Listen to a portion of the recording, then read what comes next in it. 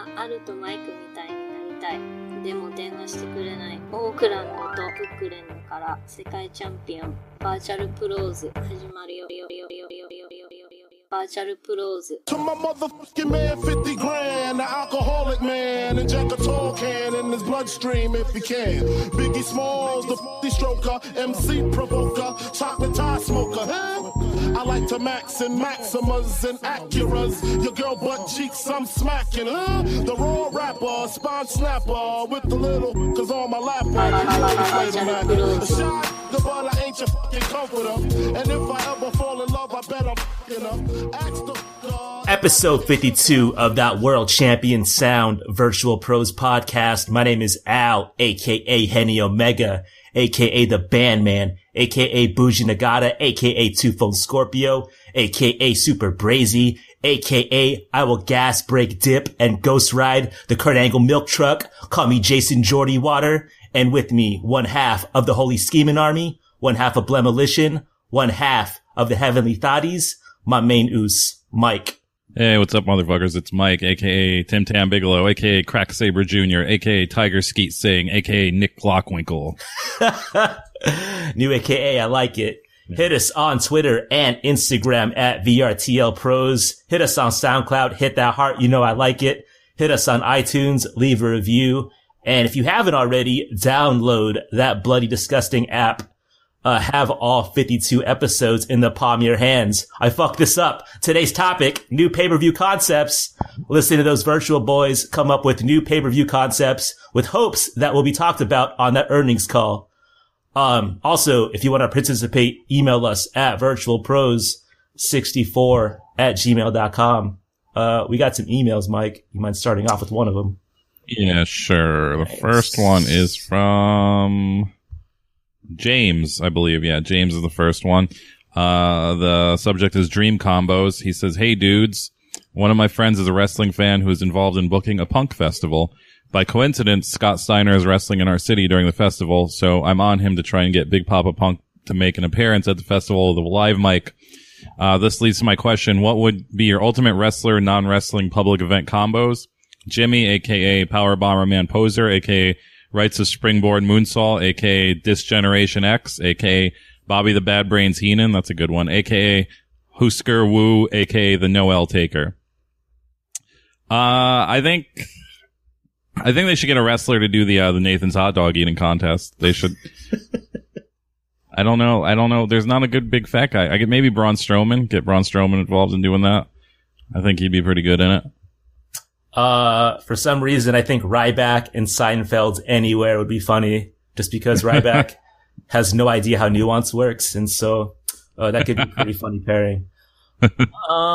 Next up is from Kyle. Oh, he's just propping up someone that had some good AKAs. Whoever came up with Four Loko Beware. Kyle has a crush on you. That's pretty cool.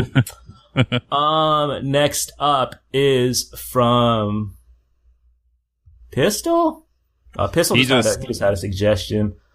Yeah, and he did the death match that I picked for the mixtape. So spoiler alert. It's coming up, Pistol, if you're reading this. It's coming up later on. Next up is Ryan, titled Wrestle Punks. What up, pros? I wanted to get your takes, mostly Mike, I guess, since he has background in punk/hardcore, on the seemingly increasing number of wrestle punks that seem to be popping up. I know the link to wrestling and punk isn't new. Praise to the god, Tony Erba, but wrestling shirts at punk shows seems to be at an all-time high. In the early 2000s, I'd see the occasional Stone Cold or DX shirt at a show, but now it's like every show there's at least one LIJ shirt.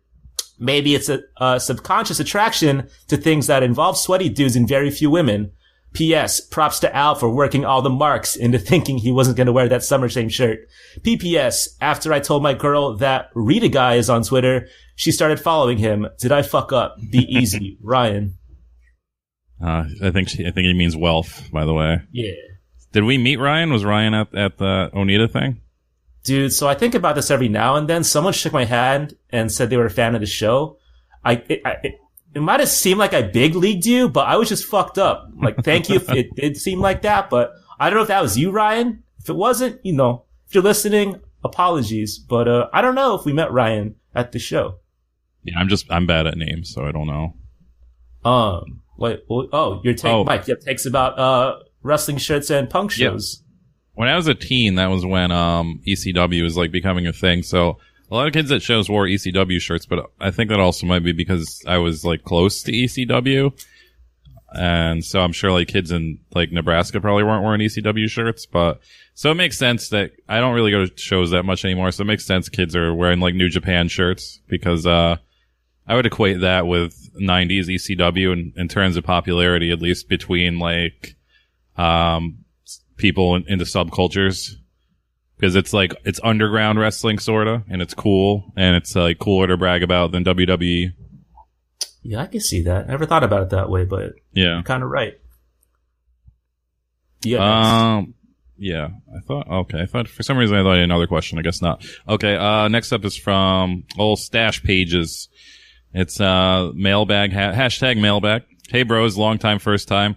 Do you think it's a coincidence that Rusev has locked into the hashtag Uso Penitentiary mere weeks after Al co-signed the Usos? Curious what you both think. Stash Pages, aka Nobuflico Takada, aka Ting Slayer Seth Rollins, aka Rick Modelo Martel. That's a good one. I just figure Rusev has to hang out with the Usos, so they look a little cooler than they are, but I know everybody except me has turned on the Usos and now they love them, so. I don't think he's like a permanent fixture, but the 2 photos that you included, Stash, he's looking right. I'm liking it. Next up is from Chris, titled Reppin' That Gluten-Free hashtag Bread Club. Howdy, boys. A quick thank you to Al for selling me some good shirts. Do it for the culture. Maybe next time you'll be ever so inclined to fork over the Magooby Kudo goods. No chance in hell. Now, Mike mentioned something about how he used to spend his time doing cool shit with zines. Would y'all ever consider putting something out like that for all of your artist fans to contribute to? You guys are great. Sorry I missed the 50th episode contribution. I suck. Y'all don't. VirtualCon TX, let's get it. With lots of love, Chris, aka Little Red Shoes, aka Beiko Satomura, aka Atsushi Bonita, aka Megumi Rudo. There's been whispers about Mike and I maybe doing something. Like, we didn't really commit to it, but we do want to do like a project that does highlight like wrestling art from our friends, but I don't know if that means zines. Yeah, I thought about it like very early on when we first started this, but the problem with it is it's kind of just like a thankless task basically, because you have to charge at least $5 to stay above water basically. You have to charge at least $5. And a lot of people don't read and they don't buy like physical stuff. So like even though if it's art, it's kind of hard. It's even kind of a hard sell for $5. I mean, maybe someday I would like to do it. I think it would be a really cool idea, but I just think it's a thing that's going to kind of sit in my room for a long time and like not going to sell a lot. But I don't know. I'm always skeptical about selling shit. So maybe I'm completely wrong. Also, she mentioned VirtualCon Texas because I believe yeah, she lives there. People always bring this up because we mentioned it like a while ago. Yeah. And I keep forgetting to bring up that, I've since then, like, it seems every week somebody like brings up Wrestle Circus in like a bad light and about how horrible it is. So I'm still down to go to Texas. I don't know if I still want to go to Wrestle Circus though, because like the shows are 6 hours. There's like no bathroom. Like I just hear all this horrible stuff about it. So I don't know. I don't want to do that shit. I'd rather just go hang out in Texas. Yeah, if there's a parking lot like at Wrestle Circus, I'll kick it there. That doesn't mean I have to go inside and watch wrestling. That might be VirtualCon TX. Spoiler alert. I don't know. Next up is from Ryan. He used to be in a band called the Infidels. I don't think he's in that band anymore, but shout out to Ryan and the Infidels. The subject is Brothers in Shame. Hey, Al and Mike. Thanks for the always superb podcast and plentiful laughs each episode. I've been listening since the beginning and really appreciate the mixtape. One thing I never understood from listening is how paranoid you guys are about people at work knowing you watch wrestling. I work in a school and have wrestling related stuff in my classroom, and I've had kids give me old magazines, figures, etc. to display. To me, the way coworkers talk and obsess about Dancing with the Stars, Big Bang Theory, The Voice, and other dumb shit they watch is no better than wrestling. However, recently I was out for a day and had my substitute leave me the attached note. I am now your brother in shame and await the day this guy I've never met before comes up to me and too sweets me in front of my students. I'm certain I will quit on the spot. What other career choices would you recommend? Thanks, Ryan, aka the old dirty Bastion booger. And then he attached a note that his sub left him, and then it's just bullshit work stuff. And this is P.S. I love all the wrestling decor. It's too sweet. So yeah, I actually, behind the curtain, our mutual friend Joe sent me this photo like last week. So I'm glad it made the show to be immortalized forever. But yeah, I mean, it doesn't seem like a thing that's cringy until it happens to you, and then you're just like, oh, now I understand. Like, I feel like a real shameful piece of shit. How many people at work know you like wrestling, Mike? There's only one guy, and he was like my friend since before I even officially worked there, and he got mysteriously fired like a few weeks ago. Shit. He worked there for like 20 something years, and he got mysteriously fired, and no one knows why. And so I'm thinking, he was masturbating in the bathroom, or like, I don't even know. Like, I don't know how you're in good standing for over 20 years and get like abruptly fired unless you're doing some real shady shit. But either way, he was the only one, and now he's gone. So my secret is safe. Damn. So the other, maybe last week, I texted you immediately about this interaction I had. I walked by, this new hire's desk. She's a girl, and I saw that she had a Randy Orton blind box at her desk, like in full display. And I stopped dead in my fucking tracks. I was like, wait a second. Am I being pranked? Am I unpunked? I was so confused. And so I pinged her. I was like, hey, I have a question. I made it sound like it was like work related. She was like, sure, what's up, Al?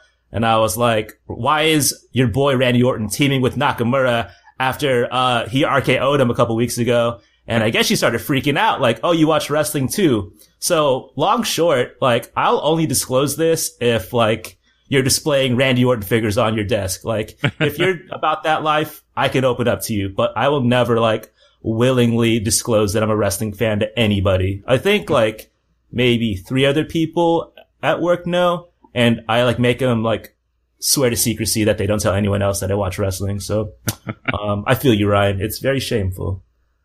That was the last of our emails, right? Yeah. We'll start off with 2-man scramble. I got 2 very light ones, I guess. So since G1 wrapped up like this summer, I've been kind of hankering for some pro wrestling from Japan. And so I have some recent match recommendations. Meiko Satomura versus Chihiro Hashimoto, 924. I called it, maybe in our predictions on who was going to blow up in 2017. Mike picked Matt Riddle. I picked Chihiro Hashimoto and, Cien Almas. And I'm looking pretty smart because this match was fucking incredible. Must watch. If you can find it, it's on the Real Hero Archive, I believe. That's how I watched it. It's really good. I finally logged on to DDT Universe and I saw the latest, title match between, Konosuke Takeshita versus Danshoku Dino. Some real innovative dick work in this match. A lot of kissing. It's not crass if I, describe my match like that, or my review like that. It's what happened. I wouldn't say it's a must watch, but it was pretty cool. The last match I watched was Kento Miyahara versus Suwama from 10-9. Mike and I give Kento Miyahara a lot of shit. Like, I get, like, he's some kind of plucky baby face. Like, I've always known that. But he's always wrestling dads. And so Suwama's like a total dad. And Kento Miyahara's some young, plucky punk. I can't root for Kento Miyahara. He's fucking like a child. I have to root for the dad. And so I thought this match was good because Suwama just beat the fuck out of Kento Miyahara. And he took his title. So this was a must watch for me. I'm guessing you haven't seen any of these matches, Mike. No, I have not seen any of these matches. Yeah, maybe I will. Maybe. My last topic for 2-man scramble is the return of a favorite, Two Sweet Takes. So recently, Asuka, she made her long-awaited debut on the Raw roster by wrestling Emma on the TLC pay-per-view, last Sunday. And so immediately after the match, it was a pretty competitive match, you could say. Quite a few people were talking about how, like, having a competitive match with Emma was like the absolute wrong move. Asuka was finished because of this debut. Like, she's just dead in the water because Emma got one too many offensive moves in. I think some guy was using like percentages to argue their point, which makes me think like he was like keeping running tallies on like offensive maneuvers in their spreadsheet, which like might be the saddest thing you can fucking do. So Mike, like from what I've gathered in doing 52 episodes, I think Chris Benoit might be your favorite wrestler of all time. Would that be wrong? At least one of them, right? Yeah, he's up there. Can you name his debut matches from either Fed that he's wrestled in? I think I remember the first Raw one was that 10-man and they lost. Yeah. And yeah, he got his ass whooped. I can't remember his debut in WCW. Or ECW, right? ECW, might have been that, maybe it was that El Snow match. I don't know if that was his debut, but yeah, either way, yeah. I mean, WWE has had a long track record of not really giving a shit about people's debuts, but at the same time, I don't really think they give a shit about women's wrestling, so I don't think they care either way. We're on the same wave. It doesn't fucking matter what happens in your debut match. Who cares? Like, if Asuka's gonna fail, it's because they booked her wrong, not because Emma got 2 minutes of offense in on Sunday. Like, what I'm trying to get at is this. Like, Asuka's been in the WWE for 2 fucking days. Like, just give it some time before you put a fork in somebody. I don't know. Go out on a walk. I don't know. Do some breathing exercises. Make your bed. Vacuum. Relax. It's fine. I think she'll be okay, but if she's not, it's just wrestling, man. It's fine. Yeah. Yeah, I kind of expected that to happen just because I was like, oh, they need to fill a lot of time in this pay-per-view. This match is probably going to go real long for no reason. And that's exactly what it did. So I don't know why everybody else wasn't expecting that, but. I mean, if anything, like, I'm okay with her showing out. She did some new moves. She did that one thing where like she grabbed Emma's arm and just like Kawada kicked her in the face. I never seen that. I thought it was pretty tight. I don't know. I mean, in retrospect, it might be the wrong move to have her not squash Emma, but I can sleep easy at night about it. I don't know. I make sure like on our timeline, it's not like a lot of dudes that watch wrestling with white knuckles, but this was happening a lot on the timeline on Sunday, and so I just thought I'd give you guys a reminder that wrestling's supposed to be fun, but that's just me. That's all I had. Okay, yeah, I got a bunch of little ones, nothing that big, but since this is kind of related to the work thing, I asked the Twitter universe for the Vert bags for ideas for 2-man scramble because I didn't really have any a few days ago. I started to get worried because I usually have tons. And somebody, I already forgot who it was. I know he does a podcast, or I plug your podcast if I remember the fuck it was, but I don't remember.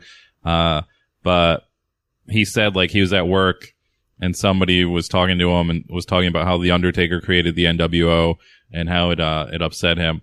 And I was thinking, it seems like when you do talk to people at work like that, or just like in general that want to talk to you about wrestling, they always say wild shit like that. That's not true. Do you ever actually correct them, or are you just like, yeah, man, that's like when they're like, oh yeah, the Undertaker died, and then he came back as another Undertaker, or Ultimate Warrior, yeah.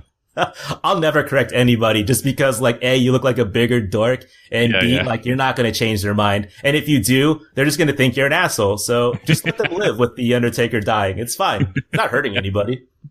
Yeah. Also, another thing I came across recently that made me think of this, and I don't know if you could think about an answer to this on the spot, but it doesn't even have to be a Japanese guy, just any guy, any wrestler, or a wrestling related thing. What's your favorite constant mispronunciation in wrestling? You got to give me until next episode. I feel like there's a couple, but I mean, we always joke about progress, but that might be number one that like triggers me, but I mean. That was one I got wrong when I was a younger boy, but I mean, I've admitted that. Great Sasuke is my favorite one because I was like watching a YouTube video of, there's YouTube wrestling videos, the guys who do kind of like what a podcast would be if it was a video. Yeah. And, he was like going over the J Crown, and I think he's just out of his element. I don't know why he made a video about this, but, I think he called him like Great Sasuke or something. I'm just like, people are still pronouncing that guy's name wrong like years later. But it's like, for such a not hard name, it has a lot of mispronunciations, and it always gives me a chuckle. So that's my favorite. A late entrant is Asuka, which I kind of like too. No problem. Yeah. I like that Ryvac says that on his podcast, and I love it. Because, I mean, I guess maybe she got, I guess she got there after he left, so Yeah. maybe he doesn't know. I don't know. Let's see what else. Of the IG and the Instagram of the week. It is one that actually we don't even follow. I just look at it on my own time. And it's a donut shop in New York City called the Donut Project. So go follow them. That's Donut, D-O-U-G-H, not D-O-N-U-T. They make a lot of Instagram worthy donuts. They're good. I don't think they're like the best in New York or anything, but they make a lot of creative donuts. They made a Hot Ones donut not too long ago that had fried chicken skin on it. One of their more famous donuts that they make all the time is an everything bagel donut that has like cream cheese frosting and everything bagel shit on it. And, yeah, their donuts look really cool. If you like looking at donuts, go to the Donut Project. Wait, so you don't want to follow this on our account, but you want to follow Candy Hunters? Yeah. Candy Hunters is important news because that lets me know when snacks are coming out. But, the Donut Project, I don't really want to look at donuts all the time, but they do have some good ones every once in a while. Mike has a lot of dirt on me because we share social media accounts. He knows what butts I like on IG. But I will say Mike's follows are very interesting. Candy Hunters is one. He loves Boban. Yeah, I love Boban. He loves Boban a lot. That's the only human. I think that's the only human celebrity that I follow like actively, like voluntarily. So. You follow that one guy that like eats chips really weirdly? I don't like that guy at all. When Fred he shows Benson? up on the timeline. He's not a celebrity. He's just a guy. He's horrifying. Yeah. I mostly follow food related stuff because I don't know. That's what interests me. I think last episode I talked about the Powerbomb TV streaming service and I was kind of just like, whatever. It's whatever. They recently, I guess, sparked up a partnership with Smart Mark Video. So they're getting like a lot more, wrestling content, including AIW and IWA Mid-South. So, I changed it to a full recommendation. I know AIW has a promo code for Absolute for 20 free days. And I guess November 1st, they're adding a bunch of shit there. So check out powerbomb.tv if you haven't yet, if you like, independent wrestling. Does Powerbomb TV do live events or no? It's all just like kind of backlog shit. They do live events, but I don't know if there's like a constant schedule where they're like, we're going to show this. Like, I don't know if it's like that or not, but they do show them. Is that it? Also, I think last episode I talked about how I wanted you guys to follow us on Twitter. I was going to kill myself. And, that didn't really happen. I'm not dead yet though, but, I just want to point out that WCW Worldwide, that's his Twitter name. I don't know his real name, but we've talked before. We spoke. But, he tweeted out a nice tweet like, hey, follow these guys, blah, blah, blah. Bunch of people favorited the tweet, did not follow us. That is the biggest dick move. I hope all of you kill yourselves. Unfavorite it. Just go back in your timeline. Please unfavorite that tweet because that was real mean to do. Okay, my last one. And this is something I've been meaning to talk about for a long time. It's in the vein of, super fans like Ivan and, the Bastion Booger guy and stuff like that. Outside of Brock Lesnar guy, there's not many current WWE Superman fans, but there is one that doesn't really get talked about, even though he's there at almost every pay-per-view, and it's the long-haired guy. And he's usually always in the front or second row of every pay-per-view. The tall, long-haired guy. You know who I'm talking about or no? I don't. I thought you were going to say Mets jersey guy, but I don't know about the long-haired guy. Who is this guy? God, there's like a long-haired guy. He's skinny. He looks, I don't want to say he looks creepy, but he looks like, he's just like, he doesn't show a lot of emotion while he's watching wrestling. He just kind of like stands there and gets like mildly excited, but he's at like every pay-per-view.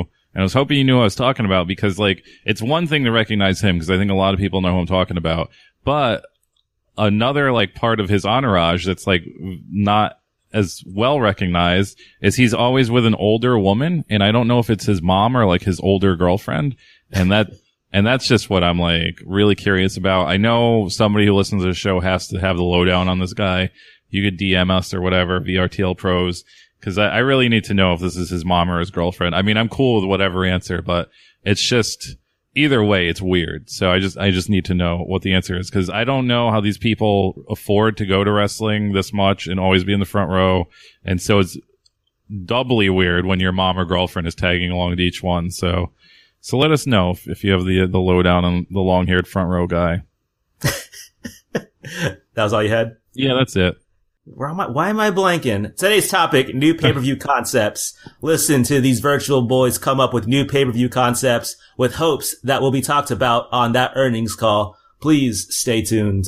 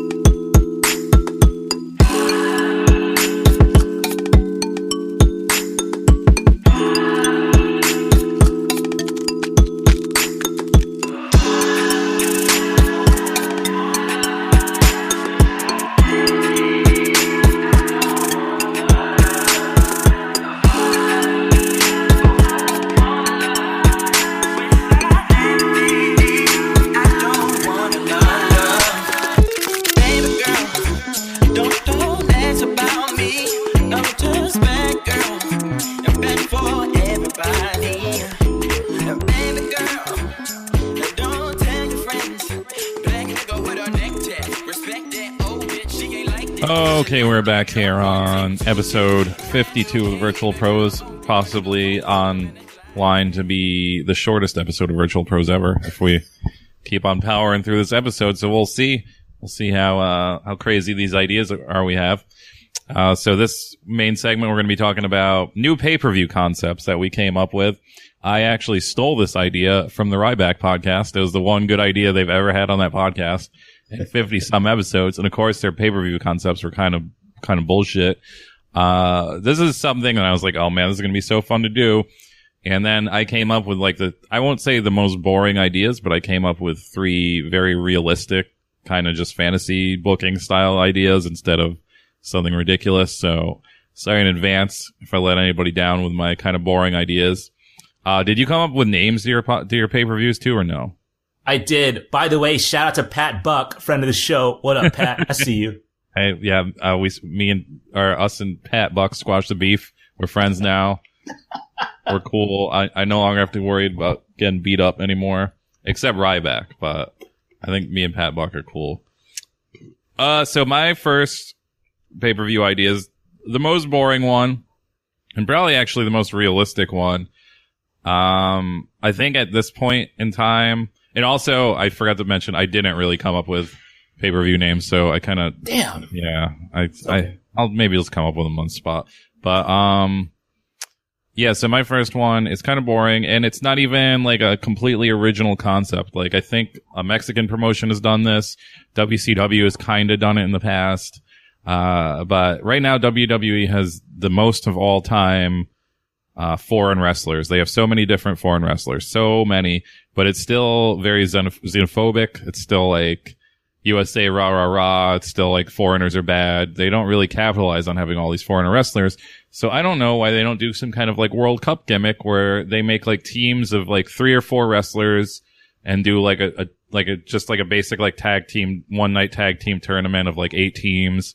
But instead of just being boring and just having like tag team, like just 2 foreign guys from a different country on each team, just make it like a team of 3 or 4 so it like looks more ridiculous and theatrical, and they could all come out in jumpsuits. You could have like 8 countries, and they could come out in the beginning like parading around their flags and just do dumb shit like that, and they could fight for their country's supremacy. I mean, they kind of done it with the cruiserweight in the lady tournament, but they didn't really make that a focus of it. They really need to make this a focus, and I think they could scrape together 8 countries, and then they could have like NXT guys tagging with WWE guys.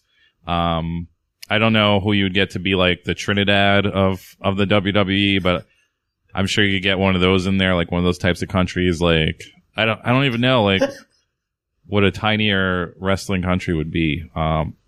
Puerto Rico is just a state though. They can't do Puerto Rico, but,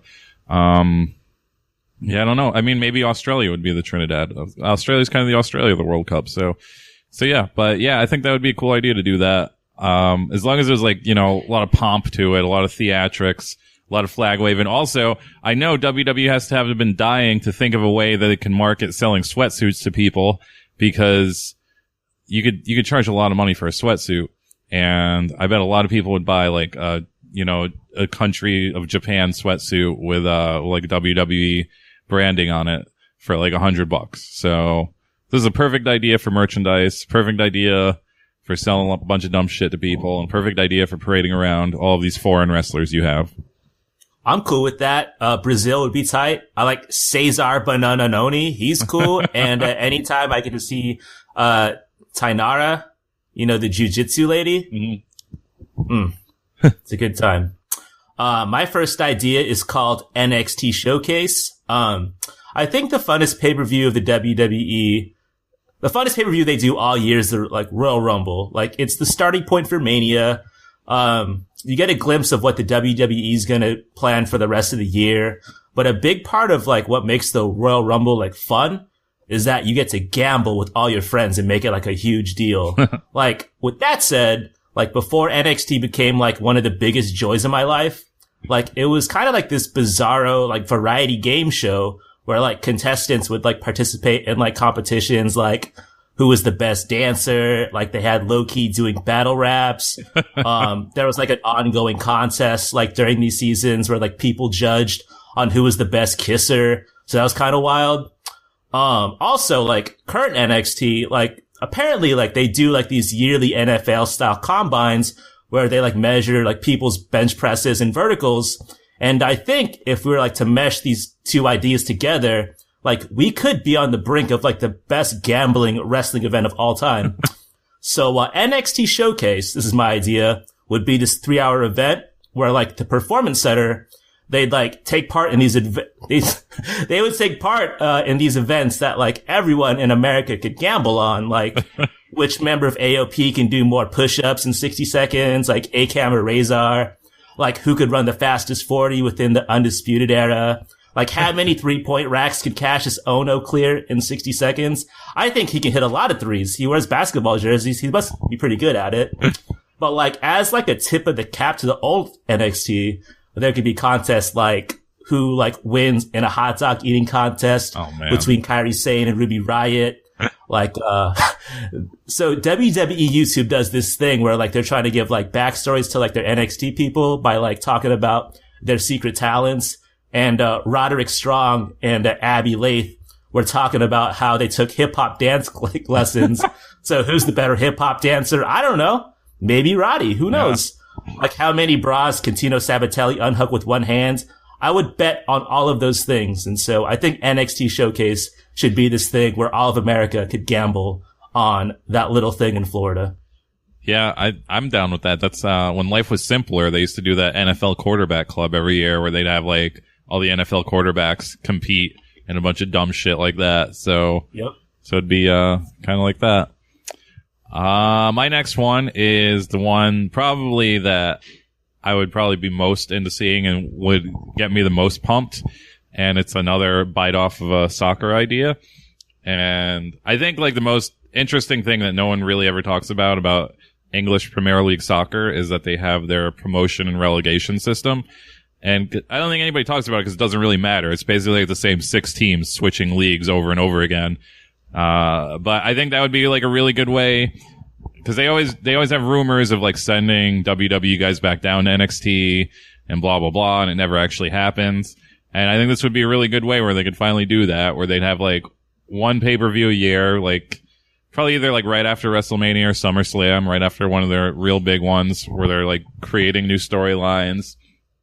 And yeah, they can have like, it would like Nakamura coming up if he had to like beat Dolph Ziggler first could have been like a main event of a shitty pay-per-view instead of just, Nakamura coming up one day. And, like I think people would really get behind that. Like, people already hate Dolph Ziggler and they would hate him even more if he beat Nakamura and kept him down in NXT instead of getting promoted to NXT.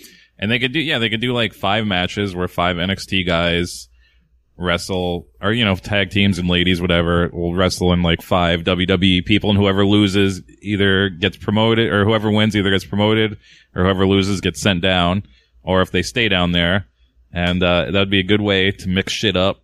Maybe they could even do it with 205 Live, because no one watches that, so they could get some cruiserweights in there. But yeah, I think that would be like a real hit. I don't think they would do it because I don't think any wrestler would agree to lose, because they just look like the biggest loser ever. But I think it'd be a real fun pay-per-view to watch. I'm super into it, if only because, did you watch today's NXT episode? I did not.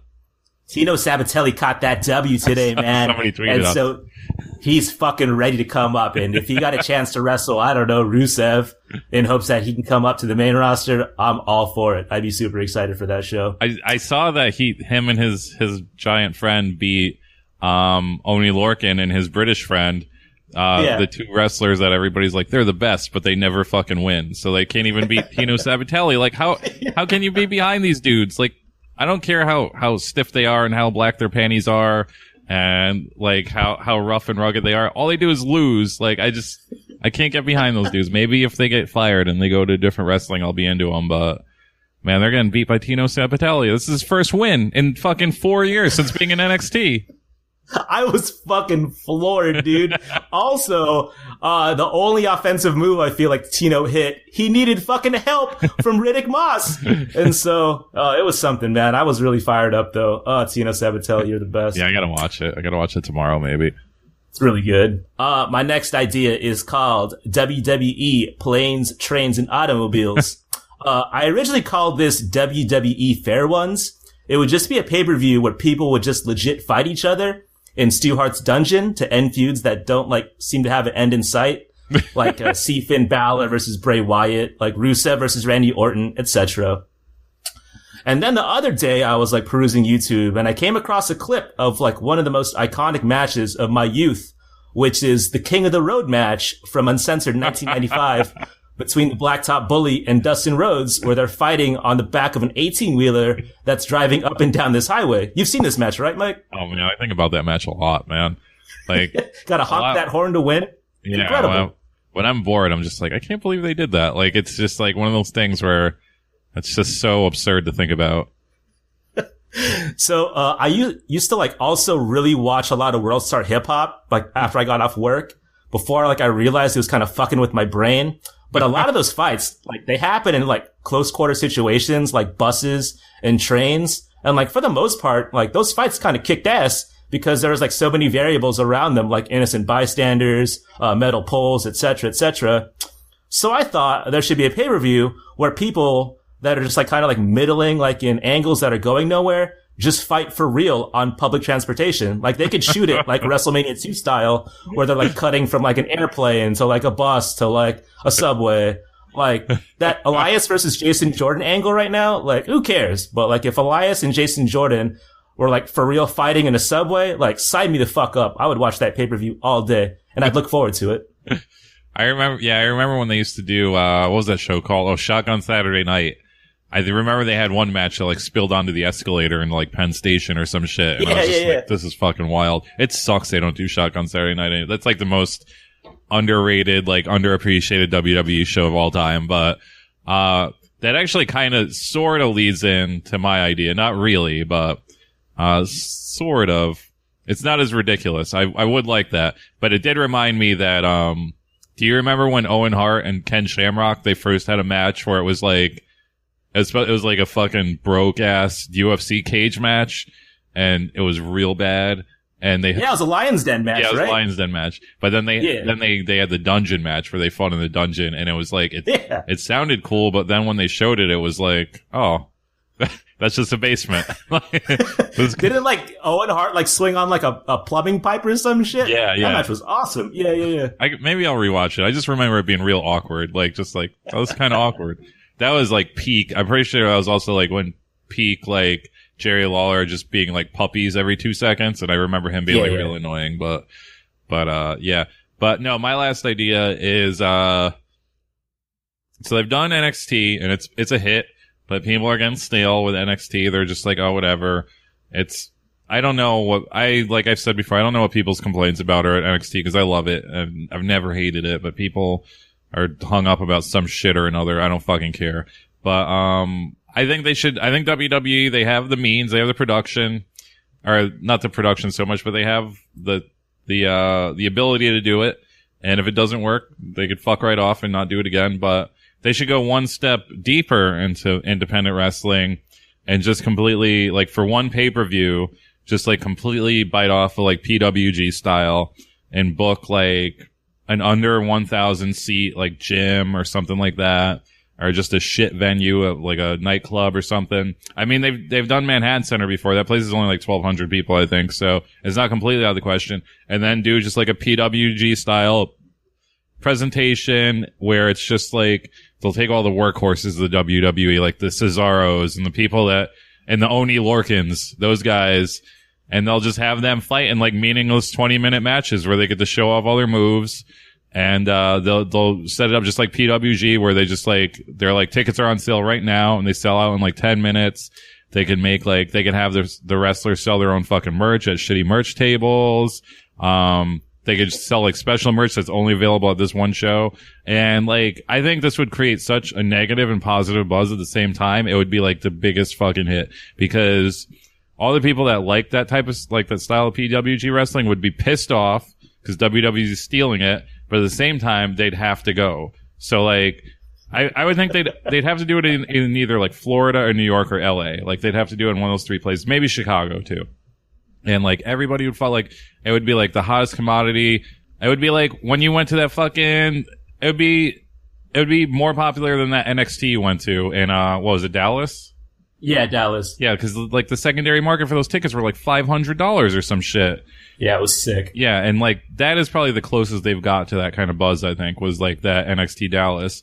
And this would be even more off the chain than that. So I mean, I honestly think like realistically it would be worth it. I think the only thing that's holding them back is pride, where they would just be like, oh, we don't want to like come off as Bush League too much, but I really think like people would be all over that shit. I mean, see this fucking Finn Balor AJ Styles match that everybody's talking about and like scrutinizing Dave Meltzer because he didn't give it 17 stars, even though it's just like kind of an average match.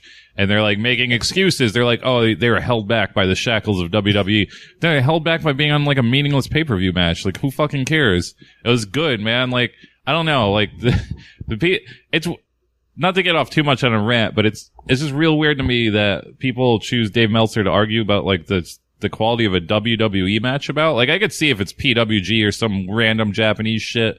When it's WWE, I don't know what people are expected, man. Like, it's like dudes who don't want to get injured anymore because they're making a lot of money. Like, I don't know. Like, it's kind of like the opposite mentality of like playing like a real sport. Like, imagine if you went to the NBA and from college and they're about to pay you like $50 million a year and they're like, work real light. Like, don't go hard. Don't get injured. Like, you're gonna be the most not getting injured motherfucker. So, like, I don't know what they expect from people in WWE. But anyways, that's the end. That's my idea. Do a fucking PWG ripoff, call it like WWE Underground or something.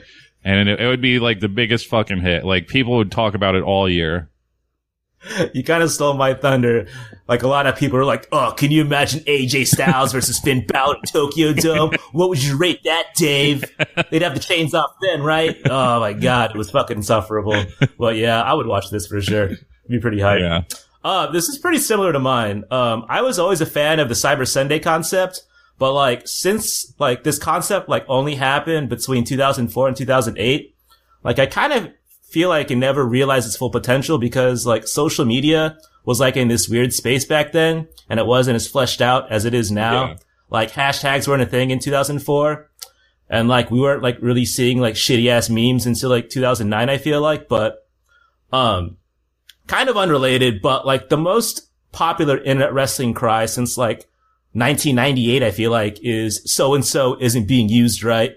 Or if so-and-so wasn't held down by the chains, he could really get over. And so since the WWE network seems to be catering to its core audience these days, I thought like, why not combine these like two ideas and create something brand new? So my last idea is a yearly pay-per-view called Worldwide Work Rate. And the idea behind Worldwide Work Rate is that WWE network subscribers, they would get a chance to like vote on acts that they like internet stand for on the reg. like Mojo Rawley fans, like Danny Burch fans, Oni Lorcan fans, like, let your voice be heard.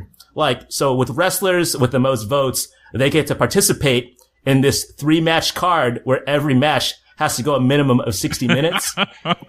So the catch to this, though, is that if the wrestlers that you vote for don't put on a match that's rated 4 stars or better by the only opinion that matters, the Wrestling Observer newsletter, the WWE gets to ban you for fucking life from the network and all live events. Like, I feel like this is a win-win for everybody. Like, if these dudes show out, if Danny Burch is about that life, and they come through, those fans are happy. If not, crybabies can't complain anymore because they're just fucking blackballed. They can hold that L and they can just shut the fuck up forever about it. That was my last idea. I like yours more. Yours is a less realistic version of mine, but that would be pretty fucking hilarious because, like that AJ Finn Balor thing is just like, I mean, as you guys know, if you've listened to any more than one episode of the show, you know I ride pretty hard for Finn Balor and I defend him. But I wasn't expecting like some fucking crazy ass match either. So I don't know, man. Like, people need to, like, there's so many other options out there. Just, you don't need to watch WWE for your work rate masters. You can, so much other stuff out there. Yeah, as much as Mike is detached from like booking, he was pretty tight about Kane beating Finn Balor. So he rides for Finn pretty hard. Yeah, man. He's part of that Balor club. I was like, I'll go through my whole mentality watching that. I tweeted that I was like, cause there's no fucking way he's gonna lose. It was 8:50. I was like, the 10-minute, that 9 o'clock mark, Braun Strowman's gonna come running out and like this match is gonna be a no contest. And then he fucking Kane choke slammed him once and I was like, Braun's, I'm gonna hear that fucking Braun music any second. And he chokeslammed him twice, and I was like, it's kind of weird that he would chokeslam him twice for Braun just to come out, and they chokeslammed him 3 times. And I was like, he's not getting up. He's getting pinned 1, 2, 3, like, and that's what happened. And I was just like, man, that's a real weird decision to make. But I don't know. You got to build Kane up. He's on the come up. He's 50 years old. You need to get him. You need to get him that heat, I guess. I don't know. But that might be mayor soon. I don't know. That was some weird shit.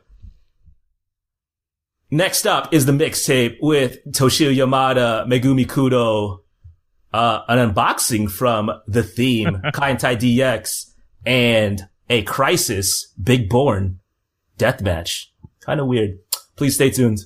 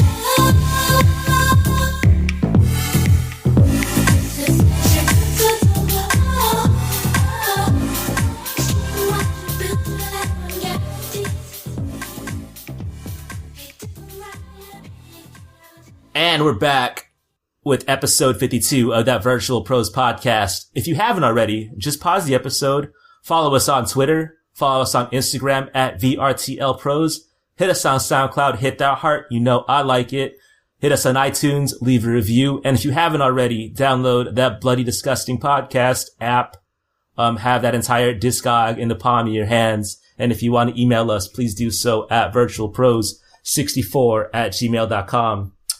We got a variety of matches tonight for the mixtape. I'll start off with the first one.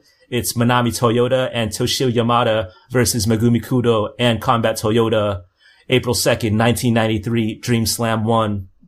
I just want to take the time to remind everyone that at one point in my life, Toshio Yamada opened up a Heineken for me. However, that honor cost me about $11 each time.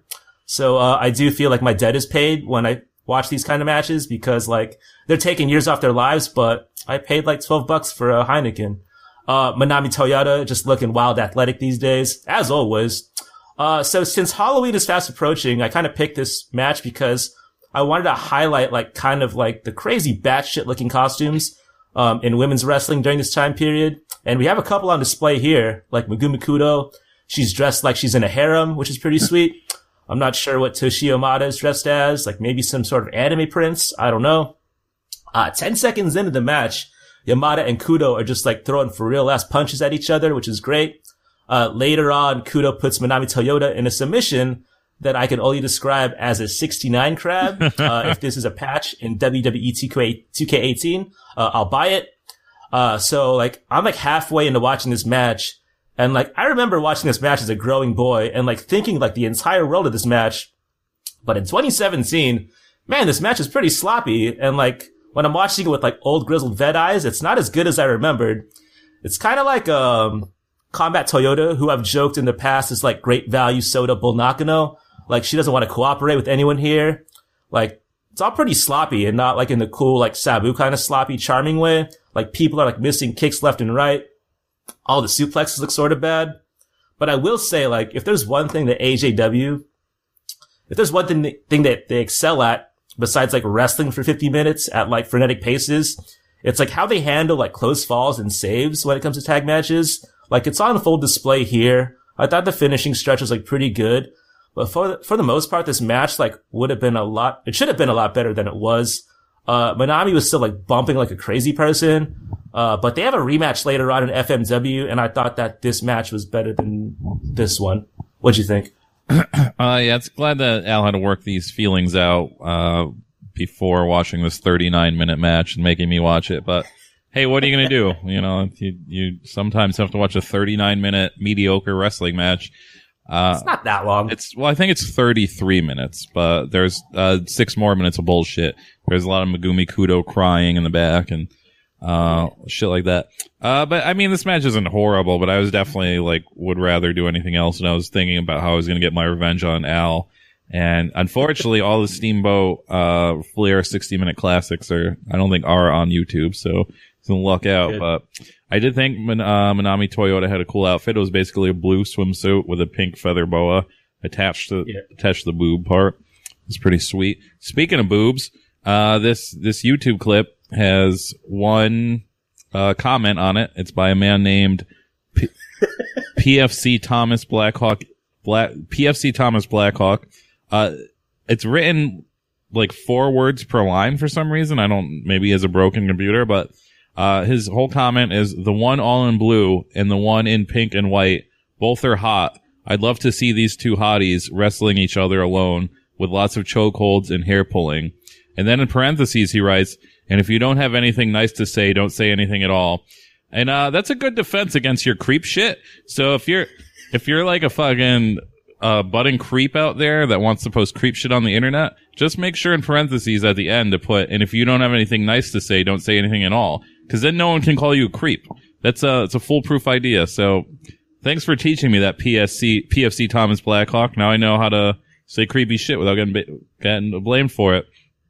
At one point, Yamada does this, not the 69 crab, submission, but Yamada does this leg submission where she's standing and holding the person by their leg, with the back of her neck. And I thought that only existed in Fire Pro until I watched this match. I was like, oh, I thought that was an imaginary move that they made up in Fire Pro, but no, it's real. And, she does it. So I was pretty impressed by that. Brock Lesnar does it. It's called the Brock Lock. Does he? Yeah, look it up. Okay. I imagine she did it first then, but either way. I think the difference between this earlier 90s Japanese women's wrestling and the later 90s to 2000s wrestling is that they put all the erotic stretching in the middle of the match instead of the beginning of the match, which threw me off because I was really, I was lubing up for some erotic stretching right in the beginning of the match, but it's not. They're just punching each other. And then it gets to the erotic stretching, but after that, like, I already have this bloodlust built up and I don't want to see erotic stretching anymore. So I think the later to earlier 2000 later 90s to earlier 2000s women wrestling. I think that might be the only thing they really improved upon is the pacing and the erotic stretching. There's a real brutal doomsday device in this match. It looked like it did not go right at all. Combat Toyota hits Manami Toyota, and it's not like it's not brutal in the way where you're like, that looked cool. It's like brutal in the way where you're just like, oh fuck, that didn't look like it went right at all. So that was pretty cool. Overall, like, this match is definitely very skippable to me, but I really do like the whole aesthetic of this early 90s wrestling. Like I've said it a million times, I love the interviews in the beginning against that like this real flat colored wall with like the promotion graphic on it and the nerdy interviewer. I love all this shit. So I could watch all this shit for days, even when it sucks, even though like I'd rather not watch a 40-minute match again, but sorry, Mike. It's okay, it happens. My next one is it's not a wrestling match. It is a video by a YouTube vlogger named The Theme. I didn't write the full title down. It's called like The Theme's Special Unboxing of a Fandu Gold Belt or something like that. So, you know, we always say it, but this is a mixtape that we put on YouTube. Just search Vrtl Pros Mixtape.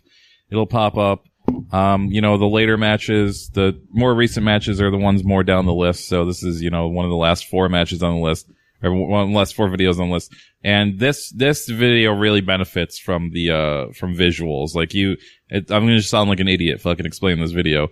Cause I really only picked it to talk about replica belt collectors. And, this guy, like I fell down a rabbit hole the other night of, watching these replica belt people because there's this one kid I watched that I haven't added him to the mixtape because I think he's a nice young boy. He's just kind of a nerd, but he got like some shitty replica belt in the mail that he was really proud of.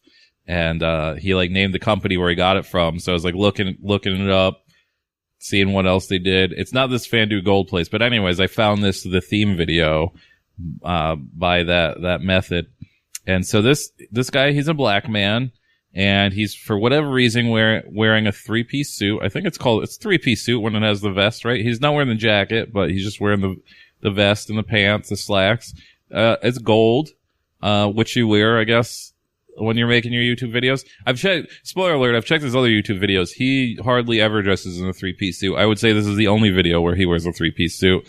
He's also wearing a wave cap, and, he's unboxing the big gold belt, which, if you guys don't know, is the WCW, I guess, World Heavyweight title or some shit like that.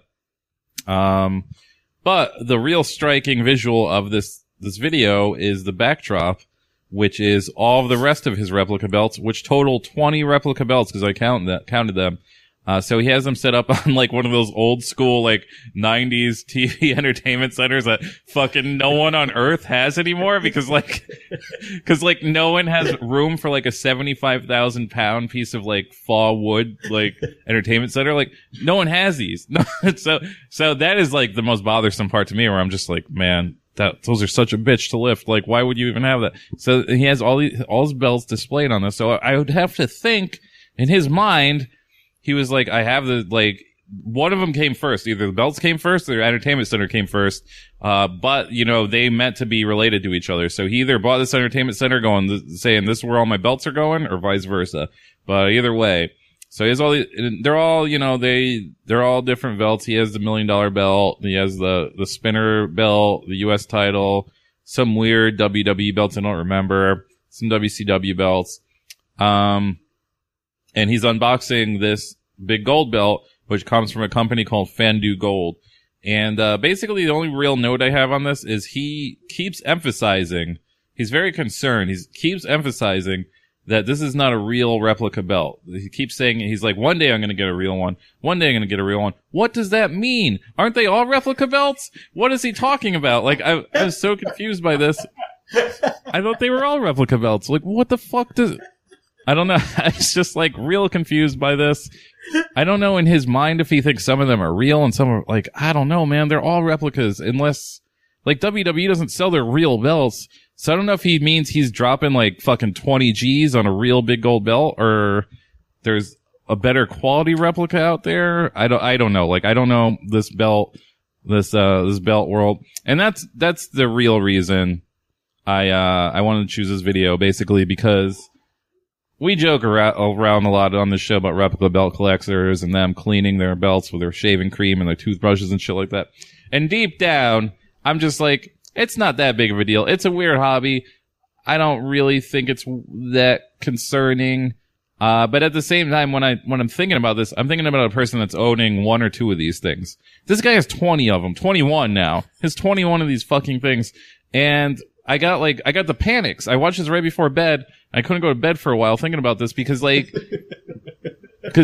replica belts are not sold to you, 95% of anything that's collectible that is sold to you is sold under the ruse that they're gonna go up in value at some point. And that hardly ever happens, but that is the whole fucking bait and switch of selling this stuff is oh yeah, someday it'll appreciate in value, so it's kind of an investment. No one thinks a fucking replica belt is gonna appreciate in value. They know they're not, because they've been around. They're the only people who collect these. You can't sell these for more than face value.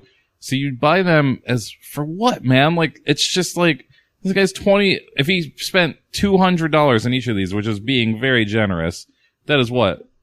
Fucking 200 times 20 is what? 20 grand? I don't know. I can't fucking do math that good. It's a lot of money though. It's 10 grand, I think, or some shit like that. 4 grand. I was just corrected. I had Stat Boy over here. Stat Boy correct. 4 grand. So this guy's dropped at least 4 grand, probably closer to 6 grand on all these belts.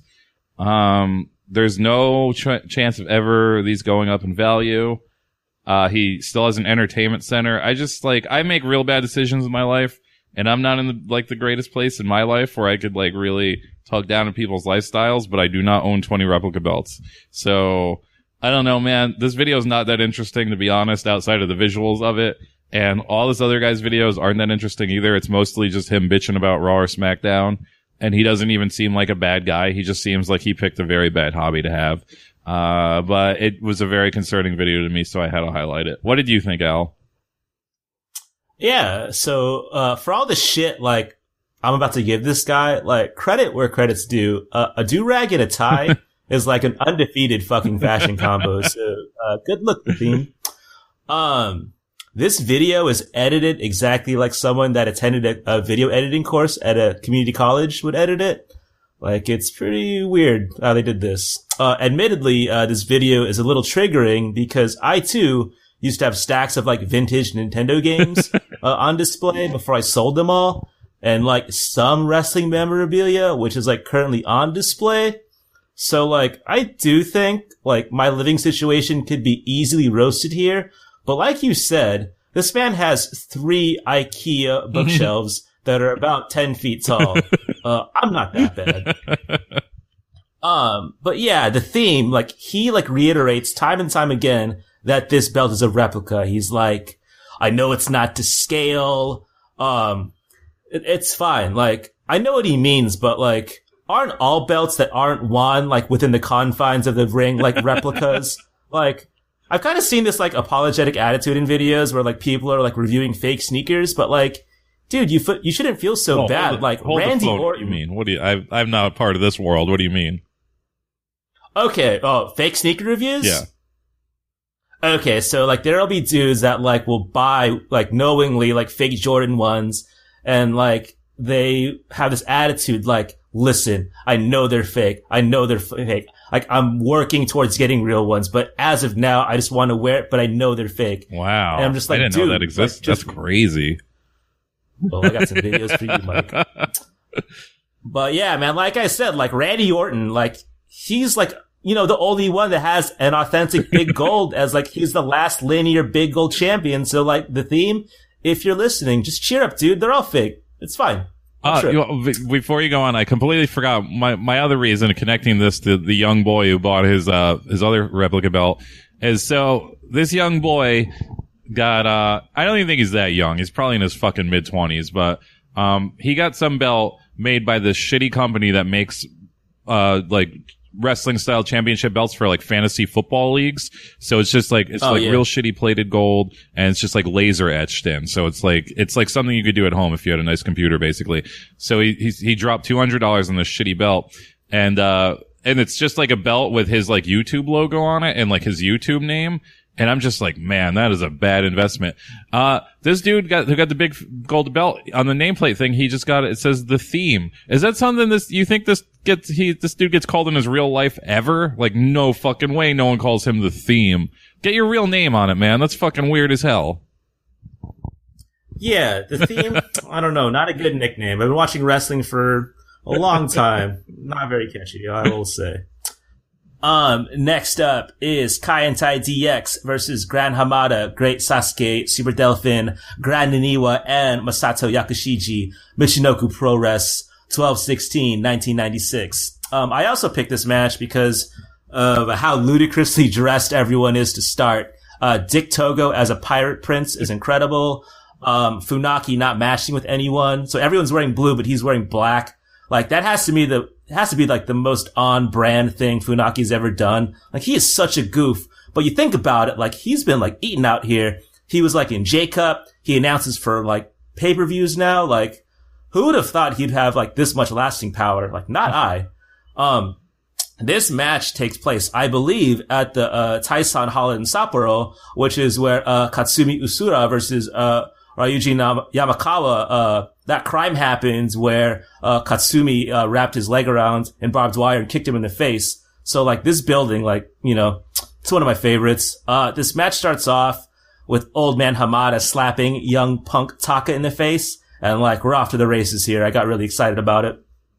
Like I said, this match I believe takes place in Sapporo, and it sounds like this entire crowd is like off drinking like Sapporos because they're going fucking crazy for everything.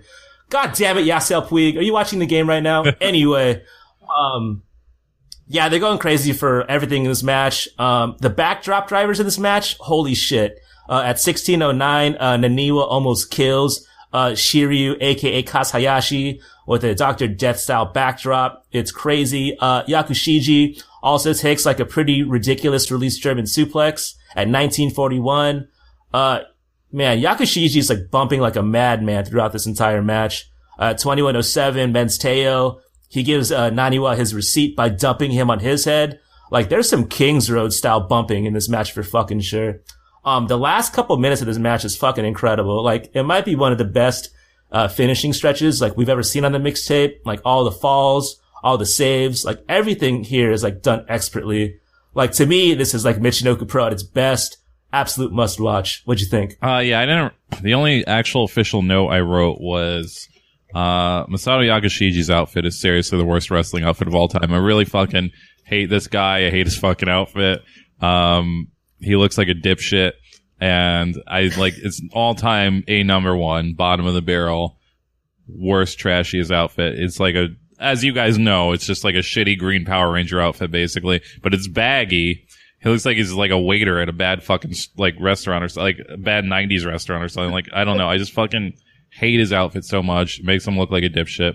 But outside of that, yeah, this was 1996. These guys have been wrestling each other for several years at this point. And it's like, it's pretty insane when you find those like, you know, there's a lot of like legendary rivalries in wrestling of like two wrestlers that just like work really well together, like Mike Awesome and Masato Tanaka, or Ric Flair and Ricky Steamboat, or, you know, like Eddie Guerrero and Rey Mysterio, the shit like that.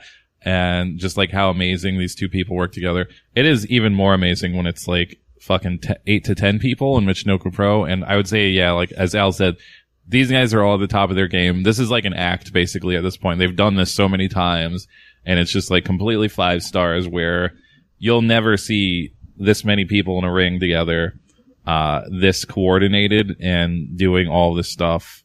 Like, it's nothing basically, like a fucking 10-man match that's just like insane, from bell to bell, and it's like a half an hour long. And, I really miss that. Like, maybe this does exist. Like, maybe this is what, Dragon Gate is, because I don't watch Dragon Gate, but I really miss this style of wrestling where where this was like a small thing. It wasn't like, this wasn't New Japan. This wasn't WWE or WCW. This is just like a small Japanese promotion where all these guys were just like insane. And, I think wrestling is too mixed these days where everybody works for everybody now. So I don't think you get this style anymore, but, I suppose if you've never watched this or watched Michinoku Pro, you wouldn't know what the fuck I'm talking about. But, I really, I don't know if this this is a great match. I don't think anybody would argue that this is not a good match, but maybe it doesn't translate as well to these days. If, you've never seen it before, you would just be like, oh, I could watch PWG. But, for these dudes doing this in 1996, basically between 93 and 96 until Taka left. And I mean, the rest of them did it after, until Kai and Tai left, and then they're done. But, just for them doing it for this long and like this great is just, it's super special. So, I'm glad I got to experience it. But the last match that we have is a crazy death match. This was, aforementioned at the beginning of the show, recommended by a man named Pistol. He said, not sure if this was covered on an older episode.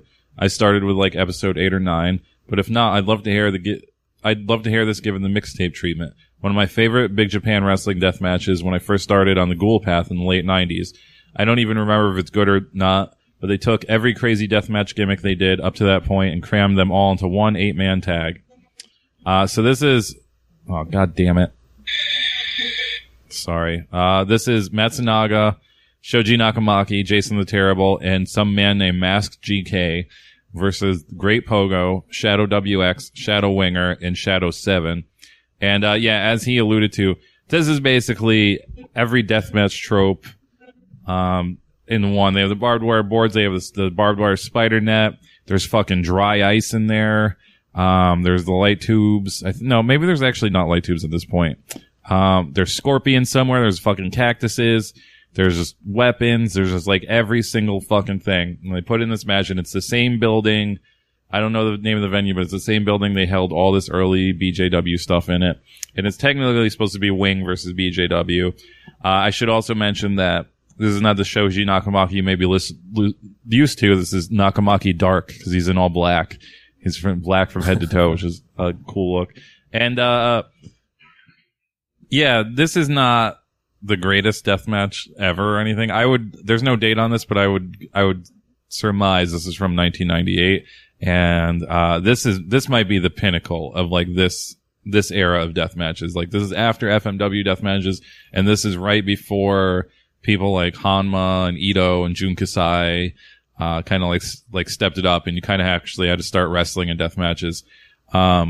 This is like right in the middle, and it's just like, it's so fucking ridiculous, man. I could probably watch this on a loop. This is just like the pinnacle of this style. Like, I can't explain it any better. I don't know who the fuck Mask GK is. The fact that his name is GK, I assume this might be like a famous wrestler under a mask, and it's like a joke and everybody knows he's somebody else. Cause he's a man wearing like that kind of like forest camo, but he's wearing a purple mask, and like, they don't match at all. It's just like the most indie wrestling shit ever. If you guys don't know what Shadow WX looks like, he looks like a little more in shape Mr. Pogo. And Shadow Winger is like another guy who's just like a guy in a mask, but it's like a nondescript mask, and he kind of looks like whatever. Jason the Terrible, his mask falls off. He doesn't even wrestle in the mask. But this match starts off, or close to the beginning, and Mask GK is swinging what looks like a fax machine by the plug at Mr. Pogo, and you're like, right then you're just like, this is gonna be the shit. And like, I don't know, man. I don't know how to say. This just has like everything from that era in one match. Like, you can skip hours and hours and hours of tape watching of all of the late 90s Big Japan wrestling and just watch this one match. I will say this match did make me think that the one thing I would get rid of from this style of wrestling that just looks really bad now, like in modern times, is the whole grab the guy by the neck and walk him up to something so they could do a spot. And they do that a lot in this match. And the biggest proponent of it is Shadow WX takes Matsunaga and walks him up to the stairs to the balcony for like 5 minutes. And then he gets up to the balcony and he looks down and he's like, oh fuck, I'm on the wrong balcony. So he has to take him and walk him to the other balcony, which is lower. And then they do this contrived spot where he actually slams Matsunaga off the balcony, which never happens in these matches. They always tease it, but it never happens. But he fucking for real does it. But he misses the table. He just kind of fucking flattens Matsunaga on the ground. So then Matsunaga has to do some weird shit off camera where he has to pretend he's hurting, but on the table. So he like crawls on the table, on the merch table, no less. So he's just getting sweat and blood all over these shirts.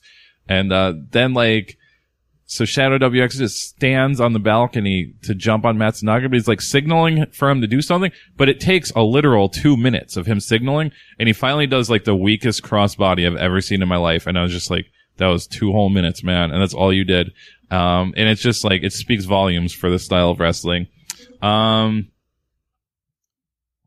Also, Mr. Pogo is like, he's just like an old crusty old man by this point. He's giving people the lightest bat taps ever. He's just like lightly tapping them with this barbed wire bat over and over again. It looks real bad. Yeah, I don't know. Like, this is another thing that's maybe visual and you'd have to watch the match just to like completely understand it. But I fucking love this. This was just like complete nostalgia for me. Complete nostalgia of, I don't know if you remember them, Al, but there was like a very brief period where there was a pay-per-views on a pay-per-view just called like Japanese hardcore wrestling. And it would just be these matches. Like it would just be like Shadow WX versus Winger and these shitty shit fucking crap ass death matches. And, this just brought me back to that time. So I love this so much. It's not something I think I could watch every day, but I totally enjoyed watching this. And I think everybody should check it out. What do you think, Al? Yeah. Not a whole lot to add here. Mike kind of covered it all, but, within the first 2 minutes, I spot a shirt in the crowd that I own, and I'm so proud of myself. I'm the best. Matsunaga at the beginning, he's, writhing around with Shadow WX, and then he puts a fucking scorpion on his head, which might be like one of the most like unintentionally funny things like we've ever seen on this fucking mixtape, until Masked GK, who I assume is just, Gene Kaniski from Canada. He chases Mr. Pogo around with a space heater while Mr. Pogo has yeah, it's a space heater. And I'm like, that's not threatening at all. Like, it's unplugged. What are you gonna do with that? But it's so fucking hilarious. Yeah, you got to it, but like, all the balcony dives, like, look really fucking sick. But the last one into the barbed wire spider net makes me think about our last discussion regarding whether or not you land into either barbed wire or glass. I think a barbed wire net has to be the A1 shittiest thing you can land on in death matches. Like, you have, like, no solid, like, piece, like, that can assist you in getting up. Like, you're all fucked either way. So, like, once I saw this, I was like, man, that has to be, like, the worst, like, saw contraption in death matches. I'd have to imagine the net is like fully gimmicked though. There is no one's getting hurt on that thing. Like I'd have to imagine it. That was what I did forget to mention. There's a part where somebody sticks Mr. Pogo's face in what is supposed to be dry ice, and there's no way Mr. Pogo would ever agree to do that. So that had to be fake too. But I mean, if I had seen that, I don't think I saw this match when it was new, but I feel like if I had saw that when this came out, I would have fucking lost my shit because I would have definitely thought it was real. But I mean, I don't know if the spider net's fake or not, but that's a good question. If it's real, man, that would definitely be one of the worst things to do. Yeah, at the end where they put all the dangerous shit, like where someone can get powerbombed on it, I was kind of bummed they didn't put the bugs on there. Like, where are the scorpions? Damn shame. Anyway, that was episode 52 of the Virtual Pros podcast. If you haven't already, follow us on Twitter and IG at VRTL Pros. Hit us on iTunes, hit us on SoundCloud. If you want to participate, email us at virtualpros64@gmail.com. Man, an hour and 18. Yeah. I thought it'd be a lot shorter, but we got through it. Mike, any last words? Thanks for listening to this particularly mild episode of the Virtual Pros. Yeah, we were kind of low T on this episode, but I thought we picked it up towards the end. Kind of low T. We'll make it up next time. We'll see you in 2 weeks. Peace.